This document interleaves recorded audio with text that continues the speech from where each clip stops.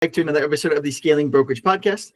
Today, Angela's been kind enough to bless us with some of her time, share some of her experiences over there doing real estate in Colorado.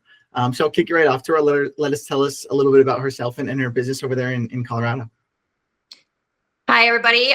So I'm Angela Fugate. I own Mackenzie Jackson Real Estate. It's a small boutique brokerage here in Colorado Springs. I also own a very large home staging and design company, 719 Staging and Design, and Revolutionary Homes, which is a construction company. So I got started in the business when I was 18, just got out of the military, and I knew that I didn't want to be, what I was in the military for the rest of my life. And I had always been fascinated with real estate from the age of like 5 when my parents were building a house with Pulte in Florida when I was a kid. I was taking Polaroid pictures of the house process. So I was like, maybe that was a sign, right?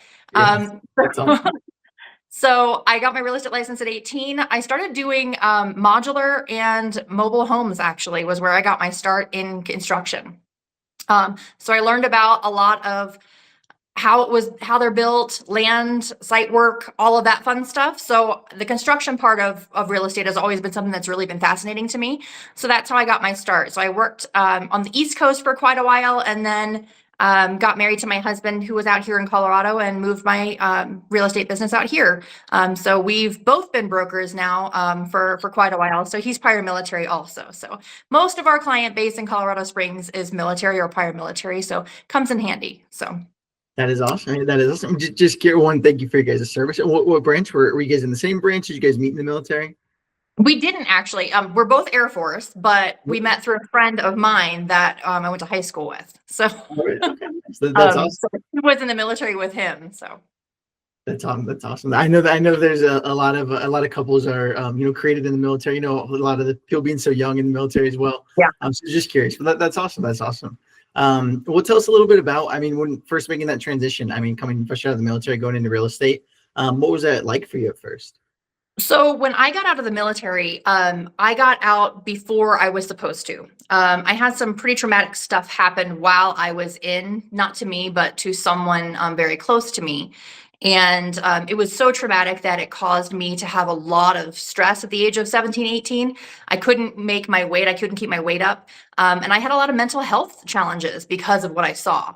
And when I got out, I decided that I was going to commit my career to helping our military buy and sell homes with the biggest purchase of their life, because it was something that I felt like I had a challenge with and I wasn't able to do myself. I wanted to commit my career to helping those that do it every day. So that's awesome. Hey, that's awesome. Well, then tell us a little bit about too. What was, and I don't know if you guys did it together there, you and the husband, but that step going from, just being a real estate agent to going to, owning a brokerage and having other agents underneath of you now.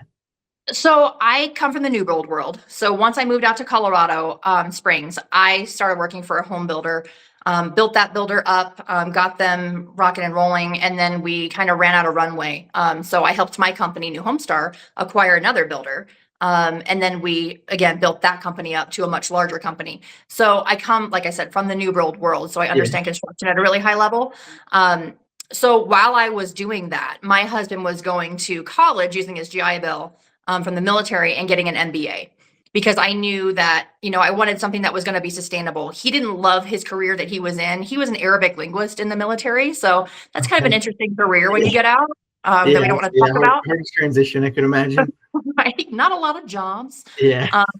So the one that he did have working for a government contractor was not super fun for him. So he decided to jump into real estate, but he started with getting an MBA, which was super helpful for all of our businesses because he takes care of all of our accounting, all of our back end stuff. But I knew from the time that I started at this builder that I really enjoyed training other people and teaching them, how to be the best realtor they could be. So I got up to a point where I was selling, a pretty good chunk of houses for one person, about 100 homes a year for that builder. And I just got to a point in my career where I was just kind of bored. So I thought, okay, well, I have enough runway. I'm 100% referral at this point. I've started a bunch of Facebook pages. I understand social media at a pretty high level. I think now is a good time for me to maybe start a team, but I don't really like the team atmosphere of everything running under one person. I'd rather just be able to teach a bunch of people how to do what I do. So that's how we started a brokerage. So our brokerage now has both seasoned and new agents. And it's really a kind of a fun atmosphere, very different than most brokerages because we offer so many different things, right? Because I've been now in the business for almost 25 years. So I've seen a lot of different things. I've used a lot of services from Oh other yeah. vendors, and then I've decided, okay, how can I do this better? How can I next level this? I have really good systems, so how can I, replicate that in these different businesses? So that's what we're able to offer to our agents. So we have a small brokerage. We have 22 agents. We kind of want to stay in that range because that's what's comfortable for us. The whole reason I have a brokerage is not to make $1 million as a broker owner, because that's not what's going to happen. If you guys are wondering, that's not what real estate brokerage is, Absolutely. at least not on the boutique level. The reason why I'm doing it is because I want to be able to teach these folks, because somebody taught me. I've learned a lot over the time that I've been an agent, and this is my way of giving back, is teaching my agents and other agents, kind of the ropes. Like, this business Yeah. is evolving all the time. So we're learning every day, and we have a really good environment that we share all of that stuff with each other. So I, that's how we came about. So I love it. I love it. Well, and tell us a little bit about, you mentioned you guys are up to 22 or 23 agents, did you say there? 22. 22. Awesome. Awesome. Well, tell us a little bit, how were you able to recruit, or was it through like transactions? Were you meeting the agents kind of word of mouth or organically? How were you able to recruit the agents there? I have an unpopular answer. So I don't recruit. I hate recruiting. I hate when people do it to my brokers. I don't like it being done to me. So I don't do that. So we're all word of mouth, and we kind of have like a little list, like people don't just get to come to our brokerage. We don't accept just anyone.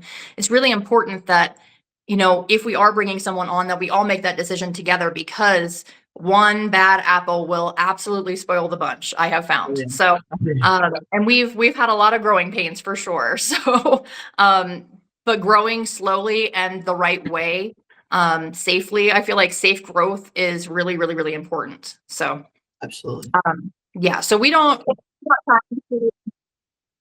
trying to add any other agents right now. We're trying to stay where we are. That's just where our goals are. We're not trying to become, a 50 or 100 person brokerage. I can't sustain that myself. So Understand. Well, and just, I know I've had quite a few brokerage owners on the past, some even like a massive like 400, 500 agents. Do you feel like if you had like a proper system, do you feel like there's something that's just, you like to have more of like the kind of the in-person feel for the agents there? I feel like you lose something when you don't know what's going on in your agents' lives and you can't actually help them through things. That's just not one of my goals. I know a lot of people have goals to, have the biggest and the best thing. I don't like the biggest thing. I just do what feels good for us, and this number is a good number for us. I feel like when we grow larger than that, something gets lost in that. And I just really appreciate having a small brokerage where, like, I know all my agents' kids' names, like I know what they're into. It's just a different experience. So that's kind of my goal setting is very different from other agents, because I'm more than content and happy with where I am, and I'm not trying to get any bigger. This is kind of the secret sauce for me and my husband, is a brokerage of this size. Absolutely. Absolutely. Well, that's awesome. And obviously, you guys have it figured out, have it, maybe down to science, so to speak. So that's awesome. That's awesome. Well, tell me a little bit about too. The only other thing I had on recruiting was, do you guys do anything like to attract? Like, I know you mentioned social media earlier. Yeah. If an agent reached out to you guys through social media, do you guys connect through them through there, or how? How do you guys get in front of them in the first place? We do. Typically, our agents bring other agents on. Oh, awesome. We have lenders that work with our brokerage, or with our brokers at our brokerage, that are constantly, promoting us, saying, hey, like, if you guys are looking for a place to really learn, this is a great place. And while I love that, I can't help everybody, and I really wish I could, but I just can't. But it's really been a blessing, because you get the best people when your agents bring them into the brokerage. So but they're not actively recruiting. They're just, if they're hearing something and they do a transaction with somebody that may not be happy where they are, and they've had a great experience with them, they're going to reach out to me and say, hey, is it okay if we have a meeting with this person? And then once they clear a meeting with my husband and I, then they have to go to lunch with everybody else in our brokerage. So we don't really make a decision without everybody else's input, because the last thing we want is somebody to clash with somebody else, and then it's no longer a big happy family anymore, and it's kind of stressful. I can understand. No, I completely understand it. I completely understand. And you're definitely right. One bad apple can definitely spoil the bunch here. So I don't. It's a very good process you guys have of bringing agents in and making sure they really fit the mold before we take the next steps with them. That's Yeah. awesome. Well, tell me a little bit about. I know we're already kicking off this year pretty fast here. What do you guys have any plans? Any goals that you guys have in place this year? Yeah. So On the real estate side. we are building a big office. So we have the staging company and the construction company as well as our brokerage. So we are literally right in the middle of building a much larger office right now. So that we can house every business under one roof. So that's going to be kind of interesting to have play out here. So that'll be done here in just a few weeks. So a lot going on. So triple the space. But I'm not building too many more offices. I'm okay with what we've got. So Great. That's awesome. That's exciting. That's exciting. Are Yeah. you guys doing anything differently going into having a new space? Like, are you guys, like doing any events or anything like that? Yeah, we'll probably have like a big kickoff so that we can, show people kind of what we do. We do have different systems because we have that whole staging company. We stage anywhere from 30 to 60 homes a month, and we can stage full homes.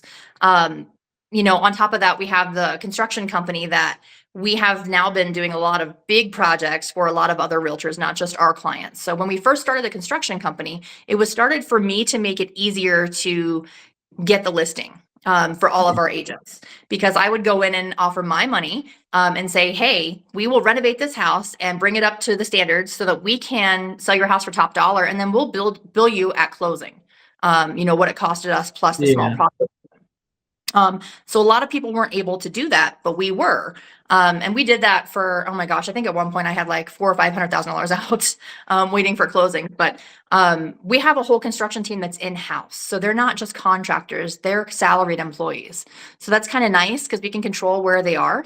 But that's kind of manifested itself in a crazy way, because now other agents want to offer that service as well as other services to their clients. So we're doing anything from, small inspection items to building huge $1.6 million additions onto houses. So Geez.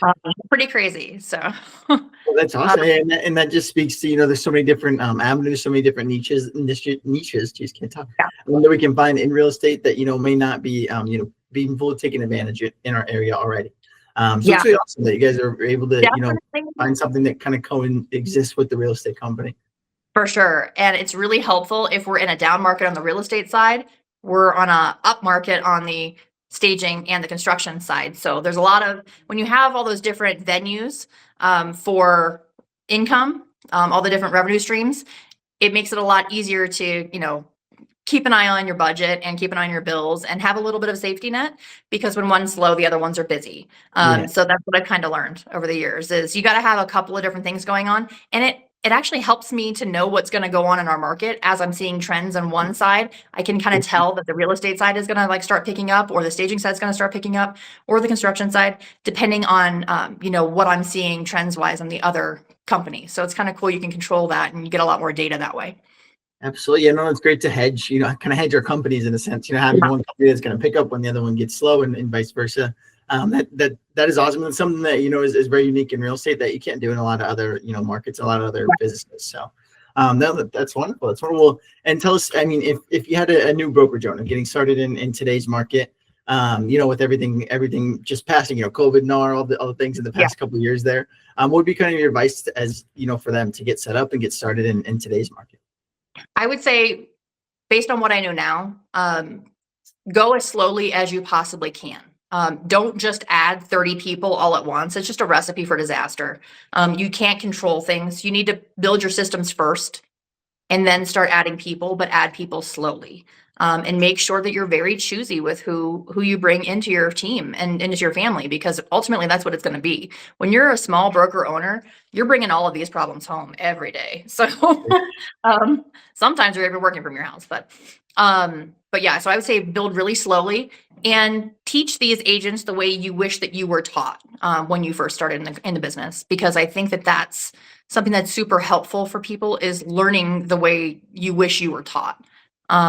Because a lot of us learned like trial by fire, and sticking out of, fire hose. That's not how you really should be teaching. So that's not how most people want to learn.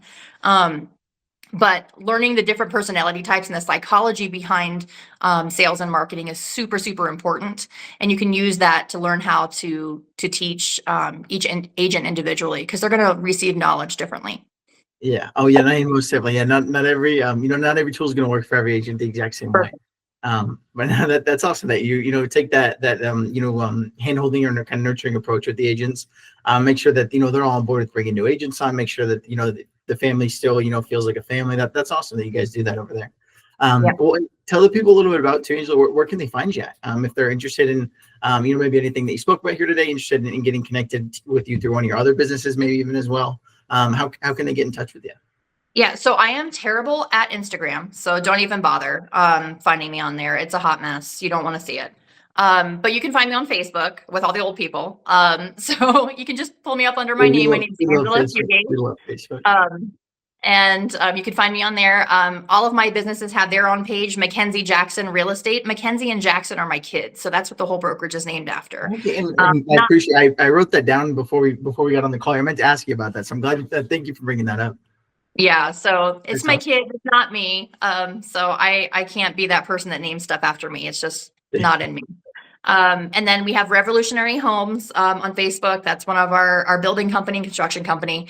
And then 719 Staging and Design. I'm also going to be rolling out a whole bunch of trainings for people that want to start integrating staging into their real estate business and learning how to actually grow a staging company from scratch. So I started it by just saving $500 out of each closing. And I just took that and I bought the right items, and then I started building up and building up. And now I'm at, almost $1 million worth of inventory, which we probably get more Amazon deliveries to this house than the Amazon like distribution center has. So my husband has a running joke. He's like, I don't even want to come home to the front door because there's so much there every day.